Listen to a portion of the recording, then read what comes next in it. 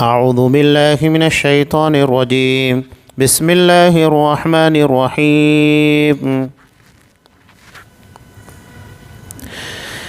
یا ایہا الناس کلوا مما فی الارض حلالا طیبا ولا تتبعوا خطوات الشیطان انہ لکم عدو مبین انما یأمرکم بالسوء والفحشاء وان تقولوا علی اللہ ما لا تعلمون وَإِذَا قِيلَ لَهُمُ اتَّبِعُوا مَا أَنزَلَ اللَّهُ قَالُوا بَل نَّتَّبِعُ مَا أَلْفَيْنَا عَلَيْهِ آبَاءَنَا أَوَلَوْ كَانَ آبَاؤُهُمْ لَا يَعْقِلُونَ شَيْئًا وَلَا يَهْتَدُونَ وَمَثَلُ الَّذِينَ كَفَرُوا كَمَثَلِ الَّذِي يَنْعِقُ بِمَا لَا يَسْمَعُ إِلَّا دُعَاءً وَنِدَاءً صم بكم عمي فهم لا يعقلون يا أيها الذين آمنوا كلوا من طيبات ما رزقناكم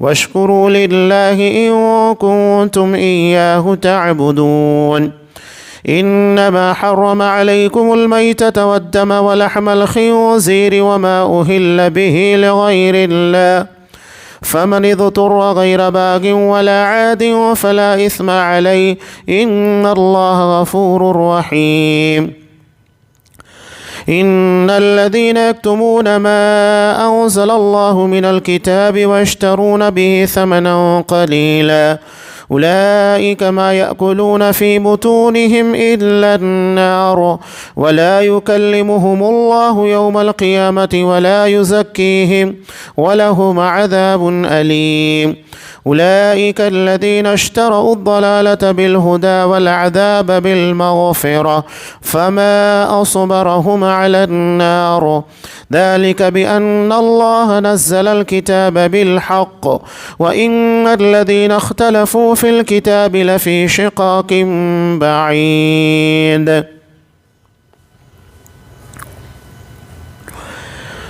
لوگوں، زمین میں جتنی بھی حلال اور پاکیزہ چیزیں ہیں انہیں کھاؤ پیو اور شیطانی راہ پر نہ چلو. وہ تمہارا کھلا ہوا دشمن ہے.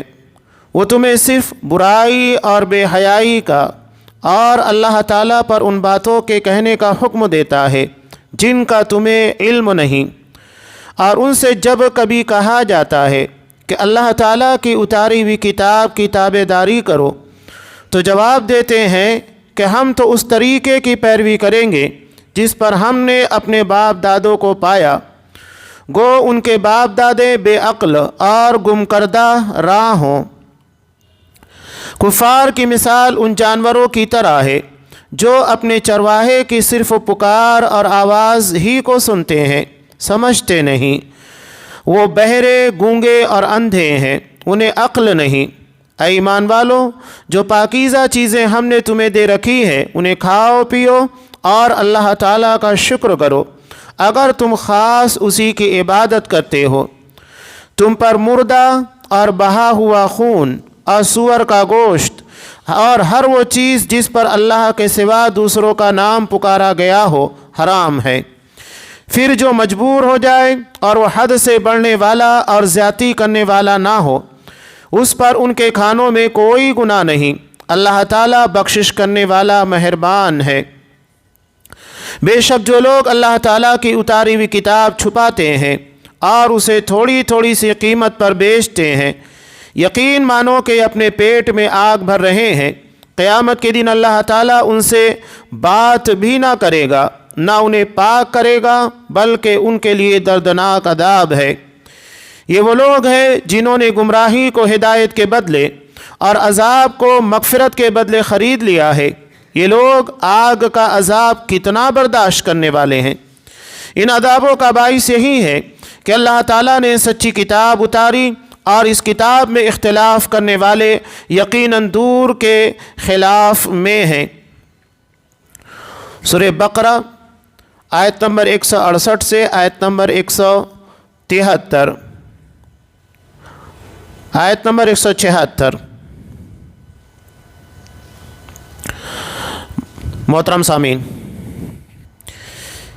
اس سے قبل جو آیات ہمارے سامنے درسوں میں آئی تھیں، جس میں قیامت کے دن کا ایک منظرنامہ پیش کیا گیا کہ وہاں دنیا میں جن لوگوں کی لوگ باتیں مانتے تھے، ان کے کہے کے مطابق چلتے تھے اور قرآن و حدیث اللہ کی شریعت کو پرے ڈال دیتے تھے، اس کے پر غور نہیں کرتے تھے، تو قیامت کے دن دونوں ایک دوسرے سے دامن چھڑائیں گے۔ یعنی جو سردار یا علماء مفتیان جنہوں نے قرآن و حدیث کے مطابق فتویٰ نہیں دیا، یہ بھی دامن چھڑائیں گے، اور ساتھ ہی ساتھ ان کے جو متبعین ہیں، فالور ہیں، یہ اللہ کے سامنے مطالبہ کریں گے اللہ ہمیں ایک موقع دیں۔ آج جس طرح ان لوگوں نے ہم سے لا تعلقی کا، بیزاری کا اظہار کیا، اس طرح ہم بھی کریں گے۔ اب اسی ضمن کی یہاں پر باتیں قرآن مجید بیان کر رہا ہے۔ اب عمومی طور کے پر ہوتا کیا ہے، حلال و حرام کے معاملات میں لوگ شریعت کی تابعداری صحیح طور پر نہیں کرتے، حلال و حرام کے خصوصی مسائل۔ اب یہاں ایک سمپل سی بات میں آپ کو بتا رہا ہوں، آپ اگر کوکن چلے جائیں، وہاں پر ایک بڑا ایشو یہ بنا ہوتا ہے جھینگا، پراؤنس، اس کی حلت و حرمت کے بارے میں۔ کچھ لوگ کہتے ہیں کہ وہ حرام ہے، کچھ کہتے ہیں کہ حلال ہے، کچھ کہتے ہیں کہ مکروہ ہے۔ حالانکہ قرآن مجید اور شریعت کی باتوں کو دیکھا جائے تو ان تمام چیزوں سے بالکل پرے ہے۔ آپ صلی اللہ علیہ وسلم نے، جیسا کہ ابو داؤد کی روایت، اتنا واضح اصول اور ضابطہ حلال و حرام کے تعلق سے دیا کہ ہمیں اس طرح کے شبہات میں پڑنے کی ضرورت ہی نہیں رہ جاتی ہے۔ آپ صلی اللہ علیہ وسلم نے کیا کہا جب سمندر کے تعلق سے سوال ہوا؟ تو آپ صلی اللہ علیہ وسلم نے کہا کہ سمندر کا پانی پاک ہے، اور حالانکہ مسئلہ اس وقت ایک ہی آیا تھا۔ اصحاب کرام سمندر کا سفر کیا کرتے تھے، ان لوگوں کے سامنے مسئلہ درپیش ہوا کہ ہم جو پانی کشتیوں میں لے کر جاتے ہیں یہ ختم ہو جاتا ہے، ہمیں پینے کے لیے، استعمال کے لیے ضروری ہوتا ہے، جبکہ سمندر کا پانی یہ پینے کے قابل نہیں رہتا نمکینیت کی بنیاد پر، اور نہ کھانا پکانے کے قابل ہوتا ہے۔ لہذا سمندر کے بارے میں سوال ہوا کہ کیا ہم سمندر کے پانی کو پاکی کے طور پر، وضو بنانے کے لیے، نہانے کے لیے، غسل کے طور پر استعمال کر سکتے؟ سوال اتنا ہی تھا۔ آپ صلی اللہ علیہ وسلم نے اتنا جواب دیا، کہا کہ سمندر کا پانی تمہارے لیے پاک ہے، لیکن اسی کے ساتھ آپ صلی اللہ علیہ وسلم نے یہ بھی کہا وَالْحِلُّ مَيْتَتُهُ، اس کا مردار تمہارے لیے حلال ہے۔ اب آپ صلی اللہ علیہ وسلم نے جب یہ کہہ دیا کہ سمندر کا مردار، وہاں پر آپ نے قید نہیں بتائی کہ سمندر میں کون کون چیزیں تمہارے لیے حلال، کون کون سی چیزیں حرام، صاف کہہ دیا کہ سمندر کا جو بھی مردار ہے وہ تمہارے لیے حلال ہے، یعنی اسے ذبح کرنے کی ضرورت نہیں ہے، وہ مردہ شکل میں بھی تمہیں مل جاتا ہے، حلال ہے۔ اور عمومی طور کے پر سمندر کی جتنی بھی غذائیں ہیں، سی فوڈ، انہیں ذبح کرنے کی ضرورت پیش نہیں آتی ہے۔ فطری طور کے پر اللہ نے ایسا ان لوگوں کے جسموں کے اندر سسٹم رکھا ہے کہ جب انہیں پکڑا جاتا ہے کچھ ہی دیر کے بعد یہ مر جاتے ہیں، اور ان کا خون مکمل طریقے سے ان کی باڈی ایگزارب کر لیتی ہے، کھینچ لیتی ہے، جبکہ یہ زمین کے پر پائے جانے والے جانوروں کے اندر نہیں ہوتا، اور اس بنیاد کے پر انہیں ذبح کی ضرورت پیش نہیں آتی ہے۔ خون اس لیے بہایا جاتا ہے تاکہ فاسد چیزیں، خون فاسد ہوتا ہے، جب اسے ذبح کرنے کے بعد بہا دیا جاتا ہے تو جانور کا یا پرندے کا گوشت ہمارے لیے پاکیزہ بن جاتا ہے، اب وہ ہماری باڈی کے لیے نقصان دہ نہیں ہے۔ یہ ایک بہت اہم چیز ہے اس ضمن کے اندر۔ تو شریعت نے اس بنیاد کے پر حکم دیا، جبکہ سمندر کی غذاؤں کے اندر یہ معاملہ نہیں ہے، وہ قدرتی طور کے پر سارا خون جذب کرتی ہے، اور وہ خون ہمارے لیے نقصان دہ نہیں ہوتا ہے جیسا کہ زمین کے پر پائے جانے والے جانوروں کا ہے۔ تو آپ صلی اللہ علیہ وسلم نے جو مسئلہ درپیش تھا اتنا ہی نہیں بتایا، اس لیے یہاں پر ضمناً علماء ہے، مفتیان، ان لوگوں کی ایک بڑی ذمہ داری بنتی ہے کہ اگر کوئی سائل سوال کرنے آیا ہے اور لگتا ہے کہ اس سے ریلیٹڈ جڑا ہوا کچھ اہم مسئلہ اور بھی ہے، تو ذمہ داری یہ بنتی ہے کہ ان مسائل کو بھی بیان کر دیے جائے۔ جیسا کہ آپ صلی اللہ علیہ وسلم سے صرف پانی کی پاکی کے بارے میں سوال ہوا، اور آپ صلی اللہ علیہ وسلم نے سمندر کی غذا کے بارے میں بھی جواب دیا۔ اب حلال و حرام کے بارے میں ایک بات یاد رکھیے، طبعی طور پر، فطری طور کے پر تمام چیزیں حلال ہیں جب تک کہ اس کے حرام ہونے کی کوئی دلیل نہ آ جائے، یہ ضابطہ ہے۔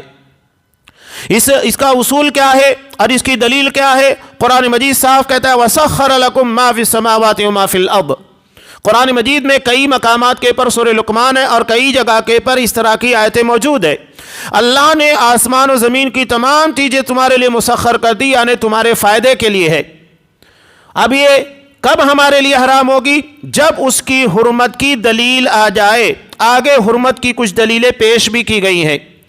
یہ ایک شرعی ضابطہ ہے، جب تک کھانے پینے کی عام معاملات زندگی، تجارت وغیرہ کے اندر حرام کی دلیل نہیں آئے گی تب تک وہ چیزیں ہمارے لیے حلال ہوں گی، اور جب حرام کی دلیل آ گئی بات ختم ہو، اب اسے استعمال نہیں کیا جائے گا۔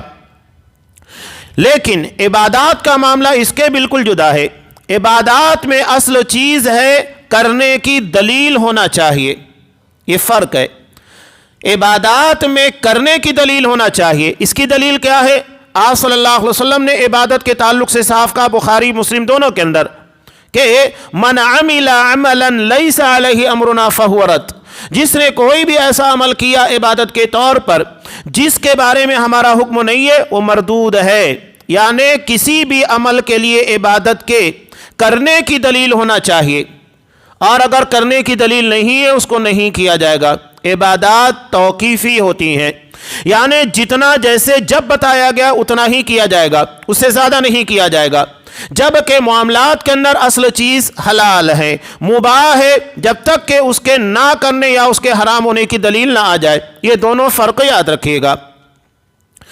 اب یہاں اللہ تبارک و تعالیٰ نے ارشاد فرمایا یا ایھا الناس کلوا مما فی الارض حلالا طیبا۔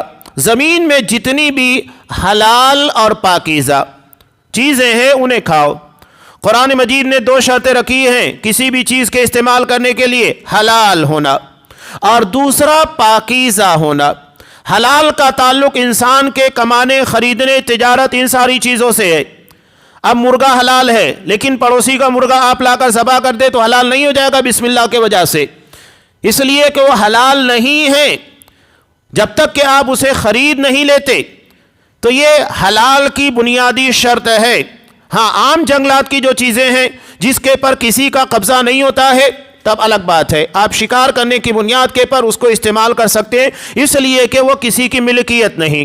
لیکن جو چیزیں کسی کی ملکیت ہے تو مالک سے خریدے بغیر، اس کی اجازت لیے بغیر اس کا استعمال جائز نہیں ہے، یہ ایک فرق ہے۔ دوسری چیز قرآن مجید نے بیان کی طیبہ، کہ وہ پاکیزہ ہونی چاہیے، یعنی صحت کے لیے فائدے مند ہو۔ یہ دونوں چیزیں، مثال کے طور پر کھانا ہمارے لیے حلال ہے، گوشت حلال ہے، لیکن اگر وہ گوشت رکھنے کے بعد باسی ہو گیا ہے، اس میں اسمیل آ رہی ہے، بو آ رہی ہے اور صحت کے لیے نقصان دہ ہو چکا ہے، اسے آپ استعمال کریں گے بیمار پڑ جائیں گے، یا اس کا مزہ خراب ہو چکا ہے، اب وہ ہمارے لیے استعمال کے قابل نہیں ہے، وہ طیب نہیں ہے، پاکیزہ نہیں ہے، صحت کے لیے مفید نہیں ہے، لہذا ان چیزوں کا استعمال نہیں کیا جائے گا۔ قرآن نے دو شرطیں رکھی، حلال ہونا چاہیے، طیب ہونا چاہیے، صحت کے لیے مفید ہونا چاہیے۔ حلال کا تعلق ایمان سے جڑا ہوا ہے اور طیب یعنی پاکیزگی اور طہارت کا تعلق ہماری صحت سے جڑا ہے، یعنی جو ہماری روحانیت اور جسمانیت دونوں کے لیے مفید ہو، نہ تو ایمانی اعتبار سے اس میں کوئی خلل واقع ہو کہ آپ اسے ناجائز طریقے سے، حرام طریقے سے کما کر لائے ہو، اور نہ ہی جس موقع پر کسی طرح نقصان یا سائیڈ ایفیکٹ کرنے والا ہو۔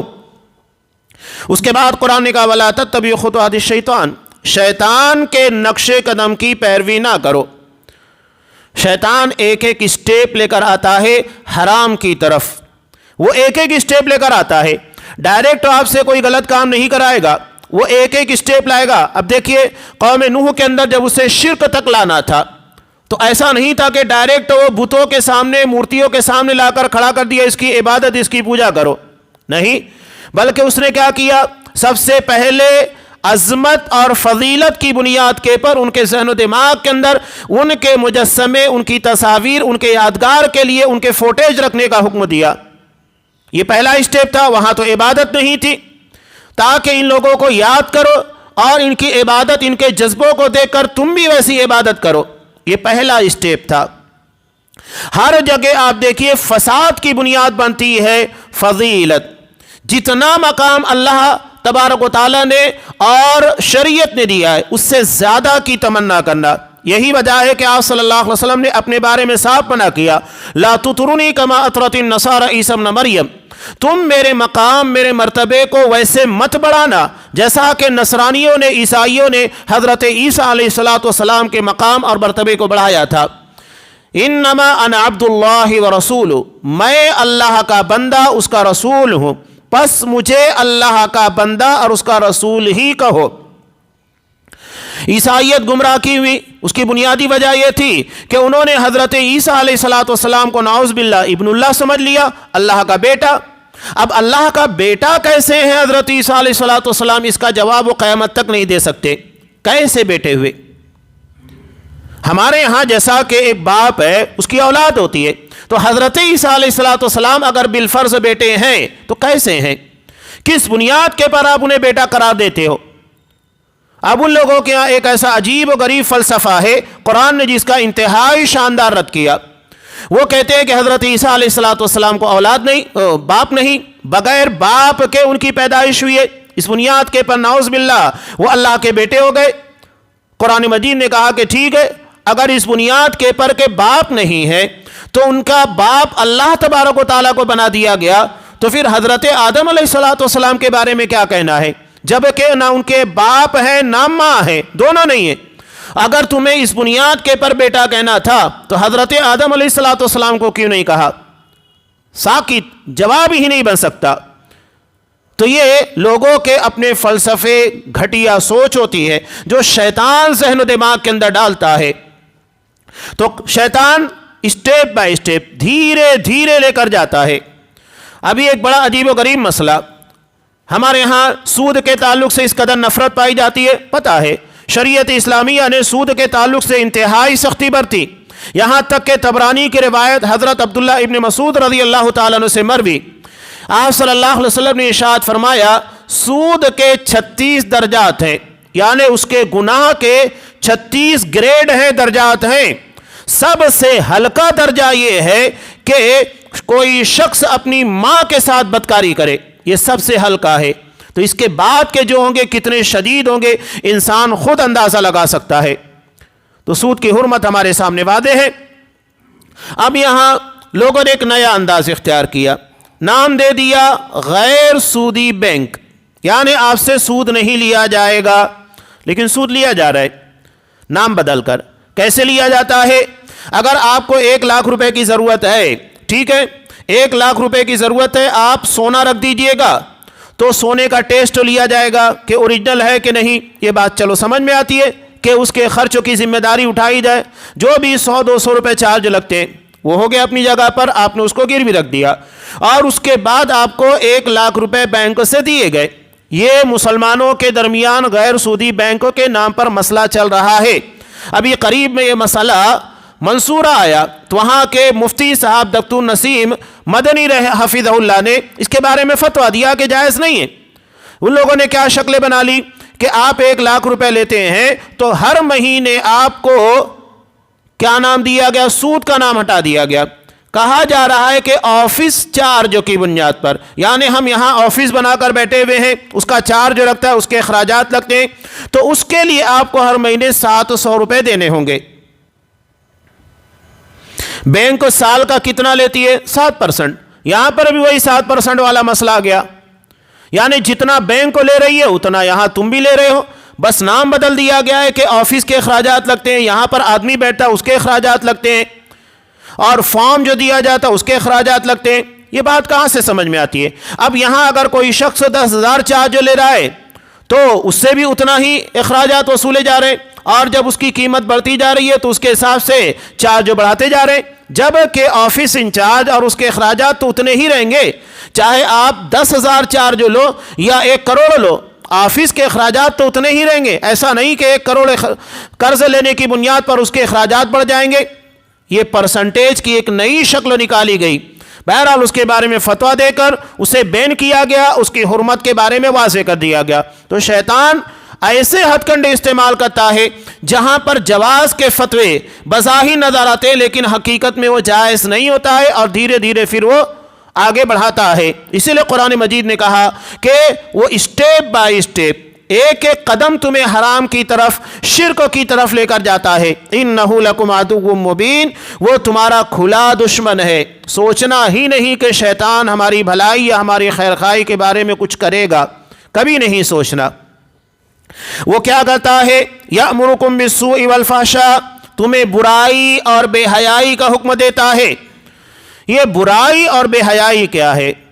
انسان کے اندر جب برائی یعنی گناہ کرنے کا جذبہ بڑھنے لگتا ہے اور بے حیائی بے شرمی بڑھتی ہے تو نیکیوں کے معاملات خود بخود کمزور پڑنا شروع ہو جاتے ہیں۔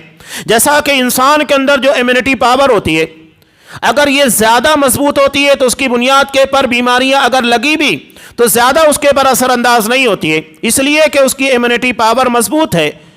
تو یہی معاملہ حقیقت میں ایمانی زندگی کا ہے۔ اگر ہمارا ایمان طاقتور ہے، جس کو اللہ کے رسول نے کہا کہ المؤمن القوی، طاقتور مومن، یہ اللہ کے نزدیک سب سے زیادہ پیارا اور سب سے زیادہ محبوب ہے، بہتر ہے، اس لیے کہ اس کے اندر ایمانی پاور بہت زیادہ ہے جو اسے برائیوں سے، بہت سارے گناہوں سے روکتی ہے۔ اب یہاں معاملہ کیا بنتا ہے کہ جب انسان گناہ اور ان ساری چیزوں میں ملوث ہوتا ہے، بے حیائی بے شرمی کے اندر ملوث ہوتا ہے، تو اس کے اندر سے نیکیوں کا جذبہ کمزور پڑنے لگتا ہے۔ جس طرح کے انسان کے اندر امیونٹی پاور کمزور ہونے کی وجہ سے بہت ساری بیماریاں اس کے پر حملہ آور ہوتی ہیں۔ آپ دیکھیے کہ کبھی لہر چلتی ہے، لوگوں کے بدن درد کر رہے ہیں، سر درد کر رہا ہے، عمومی طور کے پر کبھی موسم کے اثرات پڑتے ہیں، لیکن ہم یہ دیکھتے ہیں کہ بہت سارے لوگوں کے پر اس کے اثرات نہیں بھی پڑتے۔ کیوں نہیں پڑتے؟ اس کی وجہ یہ ہوتی ہے کہ ان کے جسم کی امیونٹی پاور، دفاعی قوت بہت زیادہ ہوتی ہے، جس کی وجہ سے عام بیماریاں ان کے پر حملہ آور ہوتی ہیں، لیکن جسم کے اندر دفاعی قوت مضبوط ہونے کی وجہ سے وہ اثر انداز نہیں ہو پاتی۔ یہی معاملہ اگر دیکھا جائے ایمانی مسئلہ ہے۔ ایمان جتنا مضبوط ہوگا، انسان جتنا زیادہ نیکیوں کی طرف مائل ہوگا، تو گناہ کی طرف اتنا جھکاؤ نہیں ہوگا یا گناہ کے اثرات اس کے پر نہیں پڑ پائیں گے۔ یہی وجہ ہے کہ مسلم کی جو روایت جس میں ایک شخص نے 99 کے بعد 100 لوگوں کا قتل کیا، اس کے بعد اس کے دل کا داعیہ اسے ابھارتا ہے کہ نہیں، میں نے غلط کیا ہے، مجھے توبہ کرنا چاہیے۔ چنانچہ جب وہ ایک عالم سے فتویٰ پوچھتا ہے تو عالم صحیح فتویٰ دیتا ہے، لیکن فتویٰ دینے کے ساتھ ساتھ اسے کیا کہتا ہے کہ تم جس بستی کے اندر رہتے اسے چھوڑ دو، فلاں جگہ نیک لوگوں کی بستی ہے، وہاں جا کر رہو۔ کیوں؟ اس لیے کہ نیکیوں کے اثرات پڑتے ہیں۔ جس بستی کے اندر تم رہ رہے ہو، توبہ کرنے کے بعد تم اپنے آپ کو قائم نہیں رکھ پاؤ گے، توبہ کے پر قائم نہیں رہو گے، دوبارہ وہ گناہ کرو گے۔ ماحول کا اثر انسان کے پر پڑتا ہے۔ تو جب نیک لوگوں میں چلے جاؤ گے تو گناہ کا ماحول ختم ہو جائے گا اور اس برائی سے اپنے آپ کو بچا پاؤ گے۔ تو یہ بہت اہم ہوتا ہے گناہوں سے، برائیوں سے دوری اختیار کرنا۔ جو ہم دعا مانگتے ہیں نماز کے پڑھنے کے بعد، آپ صلی اللہ علیہ وسلم کی مشہور دعا ہے اللہم باعد بینی و بین خطایای کما باعدت بین المشرق والمغرب، کہ اللہ میرے اور میرے گناہ، میری خطاؤں کے درمیان جس طرح مشرق و مغرب کے درمیان دوری ہے، ایسی دوری پیدا کر دے۔ اس لیے کہ قریب جاؤں گا تو یقینی بات ہے کہ ملوث ہو جاؤں گا، اور جب دور رہوں گا، اس ماحول سے کنارے رہوں گا تو اس کے اثرات مجھ پر پڑنے والے نہیں ہیں۔ تو یہ دعا بڑی جامع اور بہت اہم ہے۔ اس کے بعد ایک اور چیز قرآن مجید نے بیان کی کہ برائی اور بے حیائی کے بعد انسان کا ضمیر اتنا مردہ ہو جاتا ہے کہ اب وہ شریعت پر بھی حملہ کرنے لگتا ہے۔ شریعت کے پر اٹیک کیسے کرتا ہے؟ وَأَن تَقُولُوا عَلَى اللَّهِ مَا لَا تَعْلَمُونَ، اللہ کے بارے میں وہ باتیں کہو جو تم نہیں جانتے، یعنی شریعت کے نام کے پر لوگوں کو ایسے مسائل، ایسی باتیں بیان کرنا جو اللہ کے دین، اللہ کی شریعت کا حصہ نہیں ہے۔ آج لوگوں کے درمیان بالکل ایک واضح روایت آپ کو بتا رہا ہوں، اس کی کوئی سند، کوئی اصل آپ کو نہیں ملے گی، کہ حضرت آدم علیہ السلام جب ان کو جنت سے نکالا گیا تو انہوں نے عرش کے پر لکھا دیکھا لا الہ الا اللہ محمد رسول اللہ، تو آپ صلی اللہ علیہ وسلم کے وسیلے سے اللہ سے دعا مانگی تو اللہ نے ان کو نجات دی اور ان کی توبہ کو قبول کیا۔ نہیں، یہ روایت آپ کو کہیں نہیں ملے گی، لیکن اتنی مشہور کر دی گئی ہے اور جس سے شرکوں کی بنیاد پڑتی ہے، وسیلے کی، جبکہ یہ وسیلہ جائز ہی نہیں ہے۔ قرآن مجید نے کتنا صاف کہا کہ حضرت آدم علیہ السلام نے عرش سے نہیں اپنے رب سے کلمات لیے تھے۔ کہاں سے کلمات لیے تھے؟ رب سے۔ سورہ بقرہ میں ہم نے پہلے ہی پڑھا، اللہ تبارک و تعالیٰ نے ارشاد فرمایا فَتَلَقَّى آدَمُ مِن رَبِّهِ، آدم علیہ السلام نے اپنے رب سے کلمات لیے، عرش سے نہیں۔ قرآن کا اتنا صاف اسٹیٹمنٹ ہے کہ حضرت آدم علیہ السلام کو دعا کے جو کلمات تھے اللہ نے سکھائے، وہ عرش سے نہیں سیکھا، عرش کے پر لکھا ہوا تھا اسے نہیں دیکھا، اور وہ چیز ہے ہی نہیں تو کہاں سے دیکھیں گے؟ اور وہ کلمات، وہ دعا کیا ہے؟ قرآن نے سورہ اعراف کے اندر بیان کی، ربنا ظلمنا انفسنا وان لم تغفر لنا وترحمنا لنکونن من الخاسرین، اے ہمارے پروردگار ہم نے اپنی جانوں کے پر ظلم کیا ہے، اگر تو ہمارے گناہ کو نہیں بخشے گا، ہم پر رحم نہیں کرے گا تو یقیناً ہم نقصان اٹھانے والوں میں ہو جائیں گے۔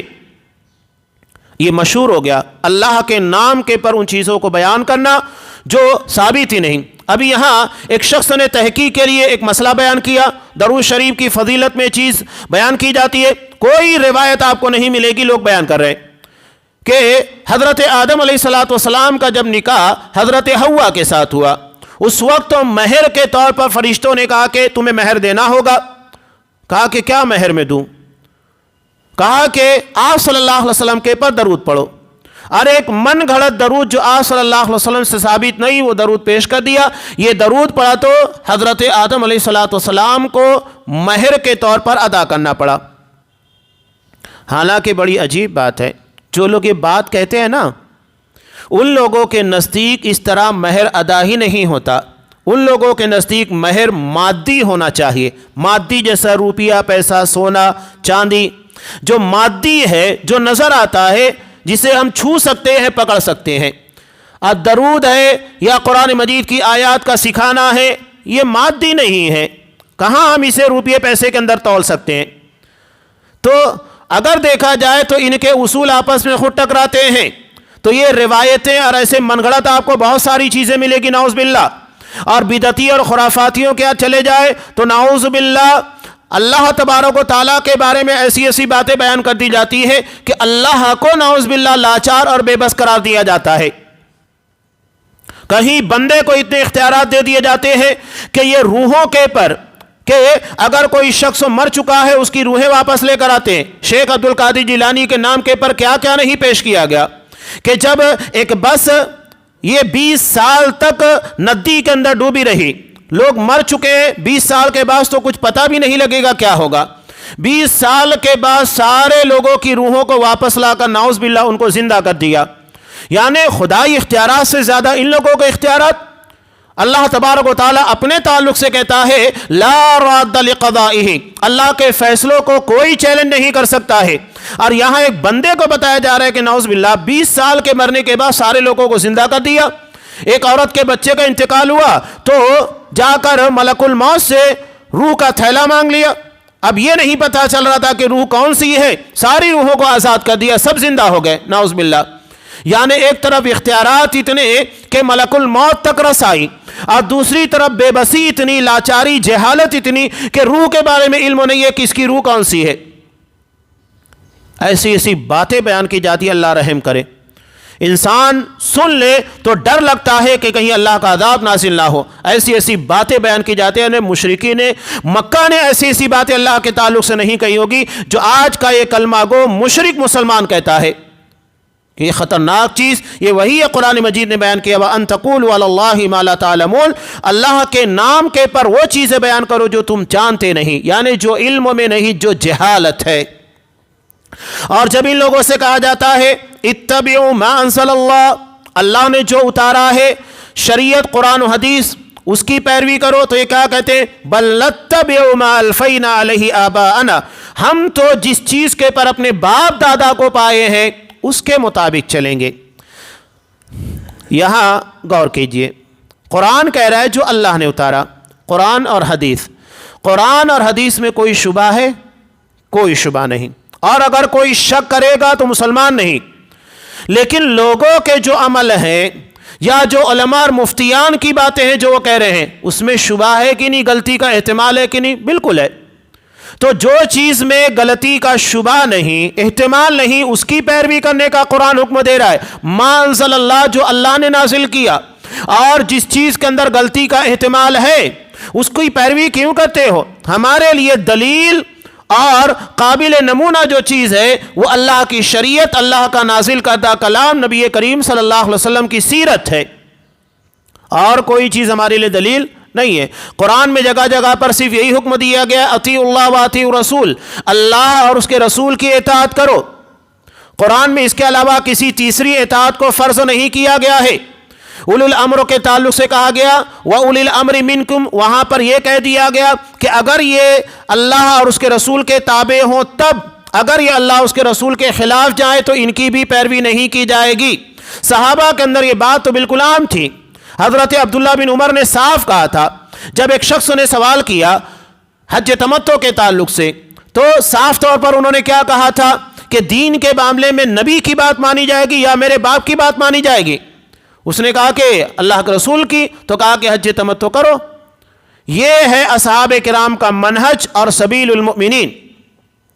یہ قرآن بہت پیاری بات کہہ رہا ہے، اولو کان آباؤہم لا یعقلون شیئا ولا یہتدون، کیا ان کے باپ دادا کچھ عقل نہیں رکھتے تھے، شعور نہیں رکھتے تھے اور نہ ہدایت کے پر تھے، اس کے باوجود تم ان کی پیروی کرو گے؟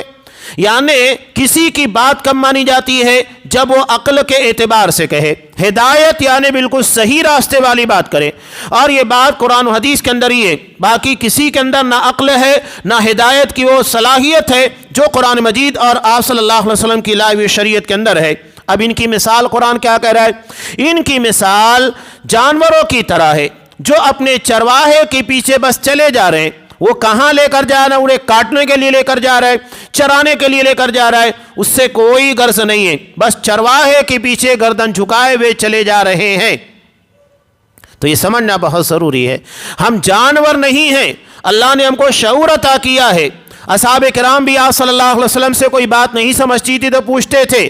بخاری کی روایت، جب آپ صلی اللہ علیہ وسلم نے کہا انصر اخاک ظالما او مظلوما، کہ اپنے بھائی کی مدد کرو چاہے وہ ظالم ہو یا مظلوم ہو، تو اصحاب کرام نے فوراً تفصیل طلب کی، کہا کہ اللہ کے رسول مظلوم کے بارے میں سمجھ میں آتا ہے جس پر ظلم ہو رہا ہے اس کی مدد کی جائے گی، لیکن جو ظالم ہے اس کی مدد کیسے کریں؟ فوراً آپ صلی اللہ علیہ وسلم نے کہا کہ تم اسے ظلم کرنے سے روک دو، یہ ظالم کی مدد ہے۔ صحابہ کو جو چیز نہیں سمجھتی تھی سوال کرتے تھے، تفصیل طلب کرتے تھے، تحقیق کیا کرتے تھے۔ یہ مزاج آپ صلی اللہ علیہ وسلم کے اصحاب کرام کے اندر تھا۔ اب یہاں پر ایک اور روایت آپ کے سامنے پیش کر رہا ہوں جسے امام ترمذی رحمۃ اللہ علیہ نے حضرت جابر بن عبداللہ رضی اللہ تعالیٰ عنہ سے روایت کیا۔ ایک دم واضح چیز ہے، اس روایت میں بہت ساری باتیں سمجھ میں آئے گی، مختصر روایت۔ ان سے ایک صحابی ابن عمار سوال کیا کرتے ہیں، الضبع اصید ہی، بجو انگلش میں جسے بیجر کہتے ہیں، لکڑ بگے کی طرح ایک جانور ہوتا ہے۔ کہا کہ کیا اس کا شکار کر سکتا ہوں؟ تو انہوں نے کہا کہ ہاں بالکل کر سکتے ہو۔ اب یہ مزید تفصیل طلب کر رہے ہیں، کہا کہ آکلوہا، میں اس کو کھا سکتا ہوں مارنے کے بعد؟ تو انہوں نے کہا کہ نعم بالکل کھا سکتے ہو۔ اب وہ تیسرا سوال کرتے ہیں، تیسرا سوال کیا کرتے ہیں؟ تحقیق طلب، اقالہ رسول اللہ صلی اللہ علیہ وسلم، کہ کیا یہ بات اللہ کے رسول نے کہی ہے؟ انہوں نے کہا کہ ہاں، خاموش۔ یہ سوال کا طریقہ ہے، تفصیل پوچھ لی۔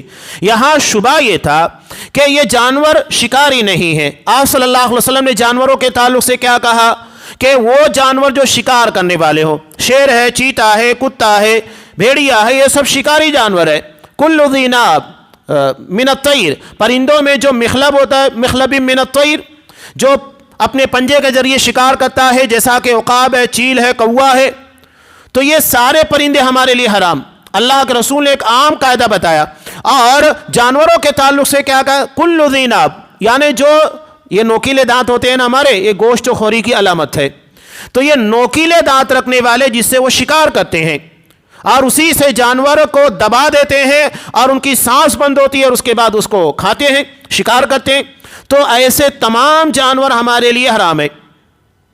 ایک آسان سا ضابطہ، پرندوں کے اندر دیکھیے جو اپنے پنجے سے شکار کرتا ہے مت کھائیے، جانوروں کے اندر دیکھیے جس کے نوکیلے دانت ہوتے ہیں اور اس کے ذریعے وہ شکار کرتا ہے اسے مت کھائیے۔ ایک عام قاعدہ بتایا، ایک ایک چیز کا نام نہیں بتایا ورنہ بہت ڈھیر نکل جاتے، اصول بتا دیا جس کی بنیاد کے پر شکار اور شکاری کے درمیان فرق کیا جا سکتا ہے۔ اب یہاں مسئلہ کیا تھا؟ ببر بجو کے تعلق سے، اس کے تعلق سے مسئلہ یہ تھا کہ اس کے نوکیلے دانت نہیں تھے، جو زیناب ہوتا ہے، نوکیلے دانت جو ہمارے پائے جاتے 4 نوکیلے دانت اس کے اندر نہیں تھے، لیکن شبہ یہ تھا کہ وہ گوشت خوری کرتا تھا، کبھی کبھی مردہ جانوروں کو کھا لیتا تھا۔ اس بنیاد کے پر ان کو شبہ ہوا، حضرت جابر سے سوال کیا کہ کیا میں اس کو شکار کر سکتا ہوں؟ کہا کہ ہاں۔ اس کے بعد اپنے ڈاؤٹ کو، شبہ کو مزید کلیئر کرتے ہوئے کہا آکلوہا، میں اس کو کھا سکتا ہوں۔ اور جب یہ بات واضح ہو گئی تو دلیل کا مطالبہ کیا کہ کیا یہ بات اللہ کے رسول صلی اللہ علیہ وسلم نے کہی ہے؟ کہا کہ ہاں، بات ختم ہو گئی۔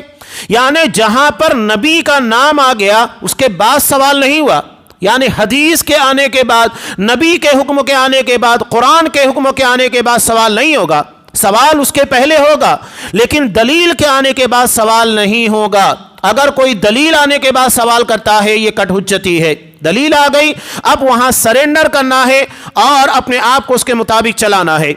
تو یہ بات انتہائی اہم تھی۔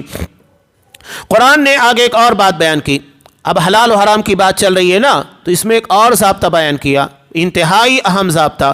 یہ ضابطہ کیا ہے؟ قرآن مجید بیان کر رہا ہے کہ کلوا من طیبات ما رزقناکم، اللہ نے جو پاکیزہ روزیاں تم کو عطا کی ہیں انہیں کھاؤ، واشکروا للہ، اور اللہ کا شکر ادا کرو، ان کنتم ایاہ تعبدون، اگر تم اللہ کی عبادت کرتے ہو۔ عبادت کی بنیاد عقل حلال کے پر رکھی گئی ہے، اگر کوئی حرام خوری کرتا ہے اس کی عبادت ہی قبول ہونے والی نہیں ہے۔ قرآن نے صاف کہا اللہ کی عبادت اسی وقت تو قبول کی جائے گی اور وہ قابل تسلیم ہوگی جب تمہارا کھانا اور تمہاری کمائی یہ تمام چیزیں حلال کے پر مشتمل ہو۔ اگر حرام ہے تو سوال ہی نہیں ہوتا ہے۔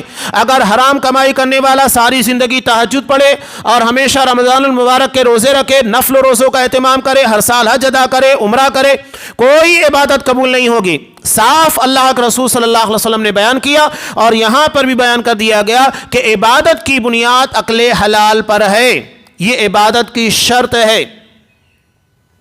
مسلم کی روایت، آپ صلی اللہ علیہ وسلم نے ایک شخص کا تذکرہ کرتے ہوئے کہا یطیل السفر، جو لمبا سفر کرتا ہے، اشعث اکبر، پراگندہ حال ہے، دھول میں اٹا ہوا ہے، اس کی حالت انتہائی ناگفتہ بھی ہے، انسان اگر اس کو دیکھ لے تو رحم آ جائے، اتنا زیادہ پریشان حال نظر آتا ہے، لیکن وہ اپنے ہاتھ کو اللہ کے سامنے اٹھاتا ہے، یمد یدہ الی السماء، اپنے ہاتھ کو آسمان کی طرف اٹھاتا ہے اور کہتا ہے یا ربی یا ربی، اللہ کو پکارتا ہے، اللہ سے دعا مانگتا ہے۔ اللہ کے رسول نے کہا کہ اس کا کھانا مطعمہ حرام و مشربہ حرام وغذی بالحرام، اس کا کھانا، اس کا پینا اور جسم میں دوڑنے والا خون سب حرام کا، فأنا یستجاب لذلک، اس کی دعا کیوں قبول ہونے والی ہے؟ تو آپ غور کیجئے، ہم دعائیں بہت مانگتے ہیں لیکن دعاؤں کی قبولیت کے اثرات اگر نظر نہیں آ رہے، اس پر توجہ دیجئے کہ کہیں ہماری کمائی میں اور ہمارے کھانے پینے کے اندر، انکم کے اندر حرام تو شامل نہیں ہے جس کی بنیاد کے پر ہماری دعاؤں کے اندر اثر پیدا نہیں ہو رہا ہے۔ یہ بہت اہم اصول اور ضابطہ ہے، اگر ہم نے اس شرطوں کو فالو نہیں کیا تو یاد رکھیے ہماری کوئی عبادت قبول نہیں ہوگی۔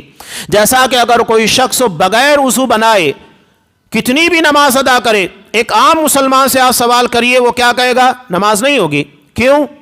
اس لیے کہ آپ صلی اللہ علیہ وسلم نے صاف کہا لا صلاۃ لمن لا وضو له، اس کی نماز ہی نہیں جس نے وضو نہیں بنایا۔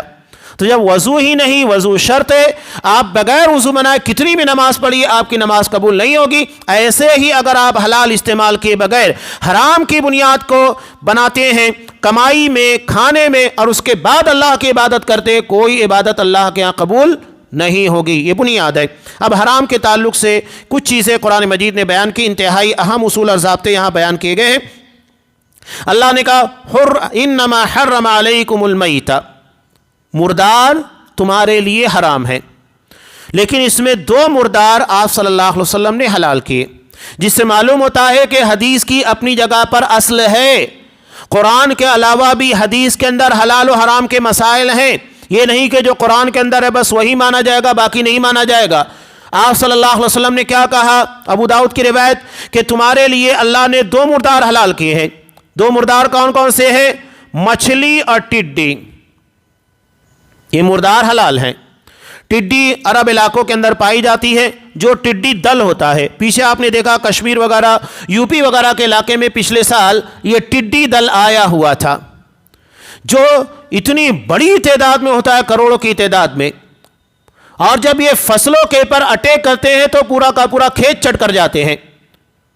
یہ عرب کے علاقوں میں آج بھی پایا جاتا ہے، اور اس کا دل ہندوستان کے کچھ علاقوں میں پچھلے سال حملہ آور ہوا تھا، جس سے کافی فصلیں تباہ اور برباد ہوئی تھی۔ یہ مردہ حلال ہیں، ٹڈی اور مچھلی۔ قرآن مجید نے آگے بیان کیا والدم، خون۔ یہ کون سا خون ہے؟ بہتا ہوا، جو جانور کے ذبح کرنے کے بعد نکلتا ہے۔ اور خون میں بھی شریعت نے 2 خون ہمارے لیے حلال کیے۔ ابو داؤد کی اسی روایت کے اندر آپ صلی اللہ علیہ وسلم نے ارشاد فرمایا کہ 2 خون تمہارے لیے امت دمان، 2 خون تمہارے لیے حلال ہے۔ کون کون سے؟ کلیجی اور تلی۔ یہ خون ہی ہیں، لیکن شریعت نے اس کو ہمارے لیے حلال کیا ہے۔ قرآن میں سارے خون کو حرام کیا گیا، لیکن اس میں 2 چیزوں کو آپ صلی اللہ علیہ وسلم نے الگ کر دیا، مستثنا کر دیا۔ ہم مانتے ہیں، اس کے پر عمل کرتے ہیں۔ اس کا مطلب ہے کہ حدیث کی شرعی حیثیت ہے، حجیت ہے۔ آپ قرآن سے ہٹ کر حلال و حرام کے بارے میں بیان کریں تو حدیث کی ان باتوں کو تسلیم کیا جائے گا۔ وَلَحْمَ الْخِنْزِيرِ، سور کا گوشت، وَمَا أُهِلَّ بِهِ لِغَيْرِ اللَّهِ، اور جسے اللہ کے علاوہ کی خاطر ذبح کیا گیا ہو، جیسا کہ مزارات کے پر کندوریاں ہیں، بکرے ہیں، مرغے، جو بھی غیر اللہ کے لیے ذبح کیا گیا ہو، اللہ کے علاوہ کے لیے اگر اس کو ذبح کیا گیا، گرچہ ذبح کے وقت تو بسم اللہ پڑھا گیا ہے، لیکن اس کا مقصود دوسروں کے لیے ہے، کسی قبر والے کے لیے، نذر و نیاز کے لیے، حرام۔ قرآن نے صاف کہا کہ اللہ کے لیے جانور ہے، اس کے نام پر اسی کی خاطر ذبح ہوگا، یہ نہیں کہ کسی دوسرے کی خاطر ذبح کیا جائے گا۔ لیکن یہاں قرآن نے ایک اضطراری مجبوری کی شکل رکھی ہے، فَمَنِ اضْطُرَّ غَيْرَ بَاغٍ، اگر کوئی مجبور ہو جائے جان بچانے کے لیے، یا کبھی کسی کو مجبور کر کے اس کے پر زبردستی کی جا رہی ہے، چاہے اس کے سر کے پر تلوار رکھ کر یا اس کے ماتھے کے پر بندوق تان کر کہا جا رہا ہے نہیں تمہیں کھانا پڑے گا سور کا گوشت یا مردہ جانور استعمال کرنا ہوگا، تو قرآن وہاں اجازت دیتا ہے اپنی جان کو بچانے کے لیے۔ کہا فَمَنِ اضْطُرَّ، جو مجبور کر دیا جائے، غَيْرَ بَاغٍ وَلَا عَادٍ، 2 شرط رکھیے، غیر باغن یعنی جتنی ضرورت ہے اتنا ہی کھائے، اس سے زیادہ نہیں، ولا عادن، اور اس کو عادت بھی نہ بنائے کہ بار بار استعمال کر رہا ہے، نہیں، انہی 2 شکلوں میں وہ چیز ہمارے لیے حلال ہوگی۔ یہ مجبوری کی شکل ہے، فلا اثم علیہ، تو اس کے پر کوئی گناہ نہیں، اللہ بخشنے والا ہے۔ اب یہاں قرآن نے ان ساری چیزوں کو بیان کرنے کے بعد صاف کہا ان الذین یکتمون ما انزل اللہ، اللہ نے جو حلال و حرام کے بارے میں باتیں نازل کی، اگر کوئی اس کو چھپاتا ہے اور اس کے ذریعے سے لوگوں سے پیسے وصولتا ہے، بڑے افسوس کے ساتھ کہنا پڑتا ہے، پیچھے ہندوستان کے کچھ مدارس کے تعلق سے نیوز تک میں آیا کہ ان لوگوں نے باقاعدہ پیسے لے کر فتوے کے اندر، یعنی انسان کی منشا اس کی چاہت کے مطابق فتوے دیے۔ یہی ہے شریعت کے ساتھ کھلواڑ، یعنی شریعت کے مسائل کو چھپا دینا، سامنے والے کی ضرورت اور اس کی چاہت کے مطابق فتوے دینا، یہ دین کو خریدنا اور بیچنا ہے، بہت سنگین جرم ہے۔ تو یہ لوگ کون ہیں؟ جہنم کی آگ اپنے پیٹ میں بھر رہے ہیں، اللہ ان سے قیامت کے دن بات نہیں کرے گا، نہ گناہوں سے پاک کرے گا، بلکہ ان کے لیے دردناک عذاب ہوگا۔ یہ بہت سنگین جرم ہے اللہ کی شریعت کے ساتھ کھلواڑ کرنا۔ یہ لوگ ہیں جنہوں نے گمراہی کو ہدایت کے بدلے میں اور عذاب کو اللہ کی بخشش کے بدلے میں خرید لیا، تو کتنا یہ لوگ آگ کا عذاب برداشت کریں گے؟ ہے طاقت اس کو برداشت کرنے کی؟ بالکل نہیں۔ ان عذابوں کی وجہ کیا ہے؟ اللہ تعالیٰ نے سچی کتاب اتاری اور اس کتاب میں اختلاف کرنے والے یقیناً دور کے خلاف میں ہیں۔ اللہ کی شریعت، اللہ کے دین میں کوئی اختلاف نہیں، ہم اختلاف پیدا کرتے ہیں، ورنہ اللہ کی شریعت اختلافات کے خاتمے کے لیے نازل بھی ہے، نہ کہ اختلافات پیدا کرنے کے لیے۔ اب ایمانیات کی بنیاد، آگے انشاءاللہ درسوں میں تفصیل کے ساتھ آئے گی۔ ایمانیات کی بنیاد رکھی گئی ہے اور ان چیزوں کو جاننا انتہائی ضروری۔ یہاں پر حلال و حرام کے مسائل تھے جو بیان کیے گئے، اب ایمانیات کو بیان کیا جانے والا ہے کہ کن چیزوں کے پر ایک مسلمان کو ایمان رکھنا چاہیے، اس کے بغیر معاملات حل نہیں ہوں گے۔ عقیدہ جس کو کہا جاتا ہے، اس کی تفصیل انشاءاللہ آئندہ درسوں میں بیان کی جائے گی۔ اللہ تبارک و تعالیٰ سے دعا ہے پروردگار ہمیں ان احکام اور مسائل کو سمجھنے اور شریعت کی روشنی میں جو چیزیں ہمارے لیے حلال ہے انہیں استعمال کرنے، اور جو چیزیں ہمارے لیے حرام ہیں ان سے بچنے کی توفیق دے، اور اس میں کسی بھی قسم کا بہانہ، ہیلا، جو شریعت کے خلاف جانے والے اعمال ہوتے ہیں ان چیزوں سے ہماری حفاظت فرمائے۔ آمین۔ وآخر دعوانا ان الحمد للہ رب العالمین۔